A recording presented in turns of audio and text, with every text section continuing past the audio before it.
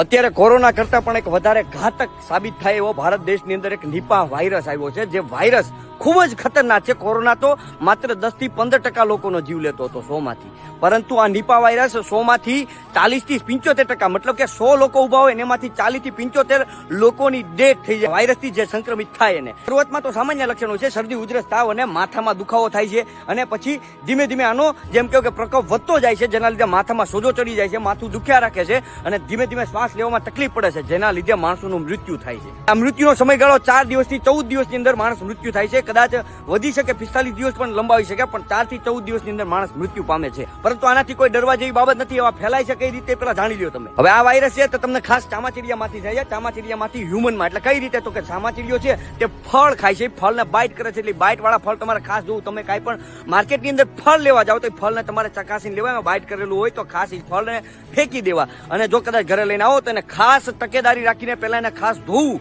અને પછી જે ફળને ખાવાના. પછી જે ઓલા ખજૂરનો રસ પીતા હોય છે એ પણ ખાસ ધ્યાન રાખજો. અને ભૂંડમાંથી પણ ફેલાય છે, એ વસ્તુથી ખાસ ફેલાય છે. એટલા માટે કોઈ પણ વસ્તુ તમે બહારથી લાવો તો એને ખાસ ધોઈને ખાવી. આટલી વસ્તુની ખાસ તકેદારી રાખશો તો આપણા દેશમાંથી આ નિપા વાયરસ ગાયબ થઈ જશે. એટલા માટે પોતાના હરેક મિત્રો અને પરિવારને આ વિડીયો શેર કરો. આનાથી કોઈ ડરવાની જરૂર નથી, પણ હા, સાવધાન રહેજો અને સતર્ક રહેજો. આ વિડીયોને હરેક પરિવારના મિત્રોને શેર કરજો, જેનાથી હરેક લોકો જાગૃત બને.